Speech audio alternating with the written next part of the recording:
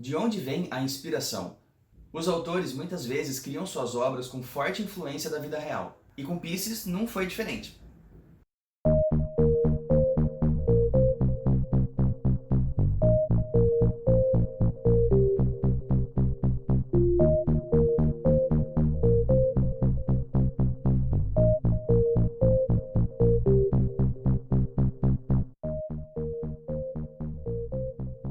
Ação! E aí galera, tudo bom?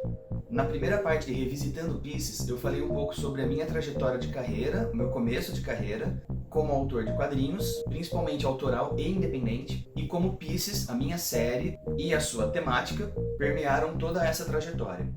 Agora, continuando a conversa, agora que vocês sabem o papel que Pisces tem durante toda a minha carreira, vamos falar sobre como nasceu essa série. O ano era 2004. Em 2004, eu estava cursando o segundo ano de Artes Visuais na Unicamp, Universidade Estadual de Campinas. E a experiência da faculdade para mim foi um tanto confusa nesses 2 primeiros anos. Eu entrei no curso de Artes Visuais desenhando quadrinhos, e com o foco de ser desenhista de quadrinhos e ilustrador. É claro, o que eu conhecia de quadrinhos na época eram os mercados internacionais. Eu sonhava em publicar quadrinhos fora do Brasil, especialmente desenhando heróis.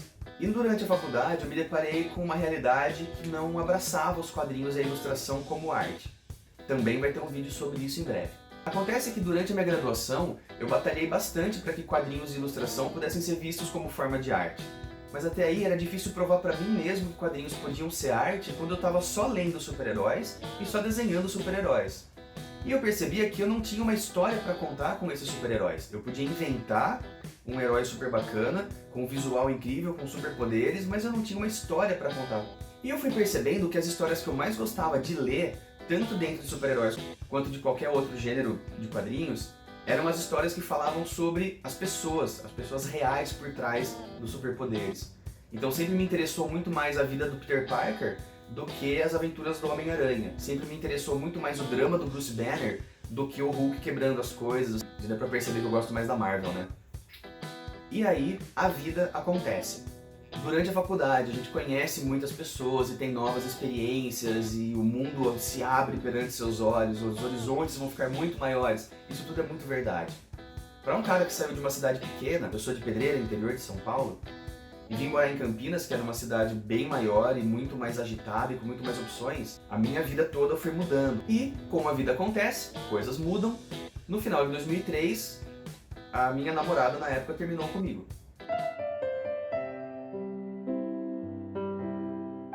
E esse término de relacionamento mexeu muito comigo, eu fiquei muito triste, muito abalado, eu senti muita raiva, muito inconformismo. Mas era principalmente um coração partido. O que aconteceu é que meu mundo foi meio que desconstruído. Muitas das certezas que eu tinha em relação a quem eu era, o que eram relacionamentos, aos meus objetivos como artista, tudo isso desmoronou. E foi ótimo. Nossa, foi ótimo, como assim, Mário? Olha, quando a gente sofre um baque da vida, quando a gente leva um tombo, quando a gente sofre uma decepção, coração partido, quando alguém morre, quando você perde emprego, quando algo ruim acontece na sua vida, você tem 2 escolhas. Ou você continua caído e sofrendo, ou você se levanta, sacode a poeira e continua andando. Porque, jovem, a vida continua. E ela não te espera. E todas essas coisas que acontecem com a gente durante a vida, sejam elas boas ou ruins, elas ensinam muito pra gente. Se a gente não aprende com as coisas da vida, a gente segue cometendo os mesmos erros e mantendo os mesmos padrões, e aí não tem evolução nenhuma. Então esse período todo que eu passei muito triste, muito magoado, tentando entender o porquê das coisas, tentando entender o porquê que eu sentia tanta raiva e tanta tristeza, me fez repensar muitos conceitos sobre arte, sobre ser artista e sobre o que a minha obra significava e o que ela queria comunicar e expressar. Durante 2004, eu tive várias experiências interessantes na faculdade com desenho, com pintura, com narrativa, que me abriram portas novas. Mas o que realmente mudou minha cabeça e me fez entender quadrinhos de uma forma mais artística foi conhecer o trabalho de 3 autores. Como leitor apaixonado por quadrinhos, eu sempre li quadrinhos a minha vida inteira. Mas eu tinha acesso só aos quadrinhos que chegavam na banca em Pedreira. Ou alguma coisa que eu conseguia, por sorte, achar numa livraria quando eu vinha para Campinas. A partir da entrada na faculdade, que eu vim morar em Campinas, eu comecei a frequentar mais as livrarias e eu tive acesso a quadrinhos, graphic novels e livros e coisas mais antigas e coisas mais recentes. E eu vou te falar que isso abriu muito os meus horizontes. Entre as coisas que eu tive acesso e que eu não conhecia antes, estava a obra de Will Eisner, especialmente Pequenos Milagres, que foi o primeiro livro dele que eu tive, que eu comprei e me apaixonei, e o livro Crítica, do Fábio Moon e do Gabriel Bá, que reúne várias histórias curtas de cotidiano, assim como Pequenos Milagres. Claro que Eisner é mais datado, ele é mais antigão, e ele dialoga com um contexto diferente, porque ele fala muito mais sobre a vida no cortiço em Nova York, nos anos 30 e 40, enquanto o Fábio e o Gabriel falam mais sobre a vida do pós-adolescente, pré-adulto, lá para os seus 20 e poucos anos, em São Paulo, nos anos 2000. Mas o que me pegou foi a poética da coisa. Foi perceber que a obra deles dialogava diretamente comigo naquele momento. Eram os quadrinhos que eu precisava ler, que estavam legitimando o tipo de sentimento que eu tinha. Essa sensação de não pertencer direito a nenhum lugar, de tentar entender o que os sentimentos significam, o que é essa solidão urbana, de você estar no meio de uma multidão e ainda assim se sentir sozinho, e de se permitir sentir coisas, se permitir ser poético e ter uma beleza na tristeza, uma beleza no não conseguir alcançar um objetivo, de entender a resiliência que vem de superar um coração partido, ou uma grande perda. E foi conhecendo essas obras que eu percebi, cara, tá aí. Esse é o tipo de história que eu quero contar.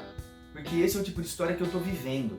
Então, eu criei a série Pieces, que no começo era só uma experimentação com narrativas curtas, eram historinhas curtinhas, mas elas sempre tinham essa questão mais melancólica, mais urbana. O coração partido, era a distância, era a saudade, era o não conseguir falar com a pessoa. E isso tudo era uma ilustração do que eu tava vivendo na época. E o interessante é que a primeira história de Pieces que eu fiz, que é essa daqui, ela nunca foi publicada, de verdade. É uma história autobiográfica que ilustra eu, na minha casa, recebendo a visita de uma querida amiga da escola, Débora, abraço, Dé, e conversando com ela, falando que eu não estava contente com a minha produção de desenho de quadrinhos. E eu não sabia exatamente que tipo de história eu queria fazer. Eu sabia desenhar, eu sabia arte finalizar, eu sabia pintar, mas eu não tinha história para contar. E que talvez eu queria fazer histórias diferentes dessa proposta de super-herói. A Dé virou pra mim e falou, ué, por que você não começa fazendo uma história dessa nossa conversa? E aí que veio esse estalo. A autobiografia em quadrinhos é muito poderosa. Seja quando você faz uma autobiografia fiel, que você está retratando exatamente o que aconteceu com você, ou quando você faz aquele tipo de autoficção, onde você pega o que acontece na sua vida, dá uma mexida e cria uma narrativa um pouco diferente, mas ainda assim tentando processar as mesmas coisas. E aí nasceu essa série. Naquela época eu ainda estava tentando me encontrar como desenhista, mas tematicamente eu sabia exatamente o tipo de história que eu queria fazer. E começou uma série de produções de histórias curtas, a grande maioria delas é autobiográfica ou é autoficção. Várias delas vocês nunca leram e provavelmente nunca vão ler, porque elas são muito ruins, como qualquer primeiro trabalho de um artista jovem vai ser. Mas era um laboratório, eu estava experimentando possibilidades. E eu tinha naquela época muitos amigos para quem eu podia mostrar essa história, tanto na faculdade quanto na vida real. E ter o feedback dessas pessoas foi muito importante naquela época. Me deu muita força para continuar produzindo os meus quadrinhos, né, de acreditar no meu desenho e no meu tipo de história, na minha narrativa. E também ter um feedback técnico de pessoas que também desenham, também pensam em composição, também pensam na imagem, na produção da imagem. Então esse processo de criar pieces, desenhar, escrever coisas sobre o meu cotidiano estava ilustrando uma nova vida que eu também estava vivendo. Esse processo de recuperação emocional, vamos dizer assim, de reconstrução de identidade, que foi extremamente importante para mim, o desenho virou uma forma de expressão de sentimentos, de processos internos meus, não só na pistas, em quadrinhos, como também desenhos mesmo, artísticos para a faculdade. Como eu tinha falado, aquela primeira rasteira que colocou em xeque toda a minha identidade, tudo que eu acreditava ser real em relação a sentimento, em relação a planos futuros, agora estava sendo reconstruído muito mais forte porque estava sendo reconstruído para mim. Então trabalhar a Pieces foi muito importante para eu me sentir real, processar o que eu sentia como coisas importantes, legitimar o que eu sentia, legitimar o que eu pensava. E enquanto eu processava todas as coisas que iam acontecendo, todas as desilusões, todas as diversões, todas as novas conquistas, eu ia registrando isso, seja em música, com a minha banda, mas principalmente em diários e principalmente em quadrinhos.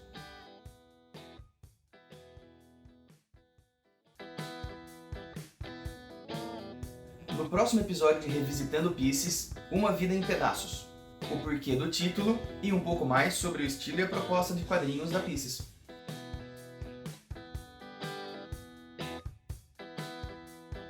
Queridões, como vocês podem ver por esse vídeo, o estado emocional de um artista pode influenciar bastante na obra que ele está produzindo. Nem sempre o artista precisa estar eufórico para produzir arte eufórica ou deprimido para produzir arte triste, mas que esse tipo de experiência emocional ajuda a criar um repertório para a gente poder depois acessar, traduzir para o nosso trabalho, seja em quadrinho, em artes visuais, isso é inegável.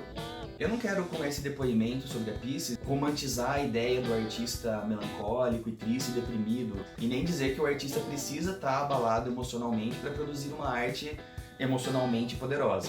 E também, claro, eu não vou negar o papel importante que a psicologia tem no tratamento dessas questões emocionais. Como vocês sabem, eu produzi um quadrinho chamado Terapia por vários anos, também já fiz terapia e acho isso extremamente importante.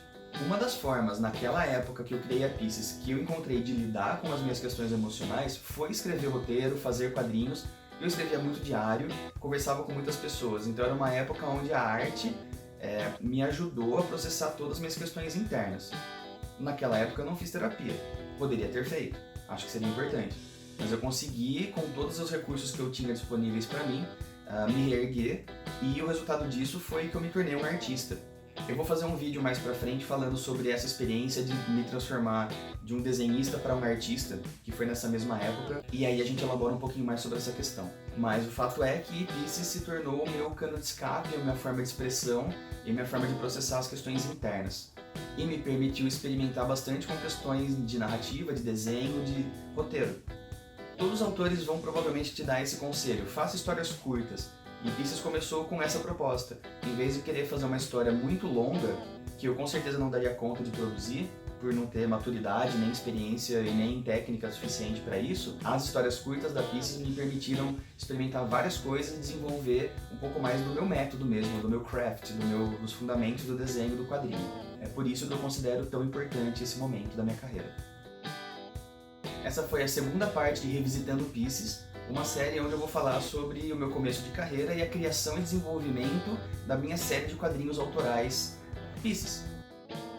Espero que vocês tenham curtido mais esse vídeo. Não esqueça de deixar o seu comentário aí embaixo. Vamos manter essa conversa rolando. E também não se esqueça de dar o like, se inscrever aqui no canal, ativar o sininho, aquela coisa toda no YouTube que você já está acostumado.